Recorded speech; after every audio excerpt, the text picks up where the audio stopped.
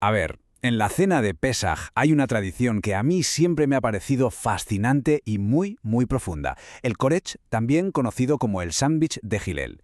A simple vista, parece solo un bocado, pero hoy vamos a desgranar cómo esconde una lección increíble sobre la resiliencia, la historia y sobre todo sobre el verdadero significado de la libertad.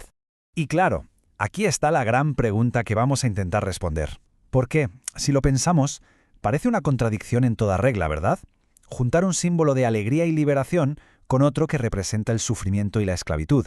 Pero es justo en esa tensión, en ese contraste, donde se encuentra una sabiduría potentísima. Bueno, pues vamos a meternos de lleno. El ritual del korech lo estableció Hillel, un gran sabio de la antigüedad. La cosa es sencilla. Durante el seder de Pesaj se coge un trozo de matzá, el panácimo, se le pone maror, que son las hierbas amargas, y se come todo junto, como si fuera un bocadillo. Aquí tenemos a los dos protagonistas. Por un lado, la matzá, que es el pan de la libertad. Por otro, el maror, que nos recuerda el sabor amargo de la opresión. Pero ojo, que lo interesante de verdad es cómo se combinan. El rabino Kook señala algo clave. El orden importa. La libertad, que es la matzá, envuelve y contiene la amargura, y no al revés. Esto lo que quiere decir es que la libertad es la condición fundamental, la base de todo, incluso cuando la experiencia está llena de sufrimiento. Pero es que esta mezcla de sabores va mucho más allá de un simple recuerdo histórico. En realidad, es una metáfora de una experiencia humana mucho más amplia, la del exilio, la del galut. Y claro, el galut no es solo estar físicamente fuera de un lugar, es más bien un estado del ser, una condición histórica de estar disperso, de enfrentarse a un montón de dificultades, de sentir que no se está del todo en casa. Pues bien, el maror en ese sándwich es precisamente el sabor de ese exilio. Y aquí es donde la matzá entra en juego con toda su fuerza. Porque incluso en medio de la amargura del galut, la promesa de la libertad, de la redención, siempre está ahí. Como explica el rabino Kook, esa luz, esa esperanza, nunca llega a apagarse del todo. Vale, entonces dejamos por un momento el amargor del exilio y nos centramos en la otra cara de la moneda, esa esperanza siempre presente de la redención, de la geula. Y es que esto es súper importante, ¿eh? Porque nos dice que la redención no fue solo algo que ocurrió en el pasado o como la salida de Egipto. No, es un proceso que sigue en marcha. En cada generación, esa luz de la liberación se hace un poquito más fuerte, un poco más visible, incluso en medio de las peores dificultades. Ahora, para entender de verdad cómo se puede soportar esa amargura, cómo es posible aferrarse a la esperanza, vamos a hacer un salto, uno que puede parecer inesperado. Nos vamos a la psicología de un superviviente del Holocausto.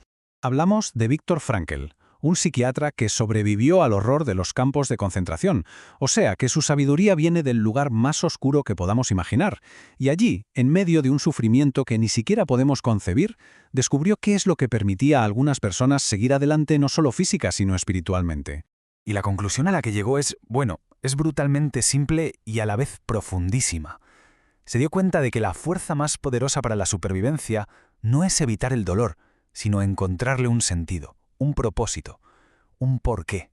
La idea es esta. Si se tiene un porqué lo bastante fuerte, se puede soportar casi cualquier cómo. Y esta misma idea, es la llave para entender el sándwich de Pesaj. La matzá, la promesa de redención, ese es el porqué. El maror, la amargura del exilio, ese es el cómo. El porqué nos da la fuerza para aguantar el cómo. Vale, ¿y todo esto cómo se aplica a una experiencia más reciente? Por ejemplo, al regreso del pueblo judío a su tierra.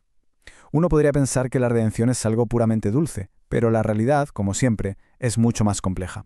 El regreso a la tierra de Israel es un momento de una alegría inmensa. Es el cumplimiento de una esperanza de miles de años. Pero esa alegría viene acompañada de nuevos sufrimientos.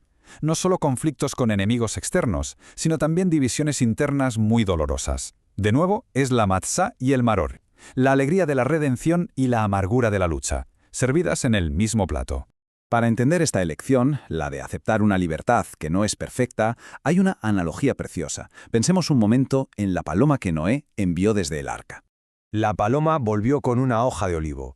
Prefirió alimentarse de algo amargo, pero en el mundo libre, que seguir comiendo cómodamente dentro de la seguridad del arca. El mensaje es potentísimo, ¿no? La libertad, incluso con sus dificultades y su sabor amargo, siempre es preferible a la comodidad del cautiverio. Es una declaración de intenciones. Se está dispuesto a pagar el precio. Y con esta idea en mente, volvemos a la mesa del seder, a nuestro sándwich, y a la lección final que nos enseña cada año. Al final, el Corech es mucho más que un ritual. Es como una lección que nos comemos, literalmente.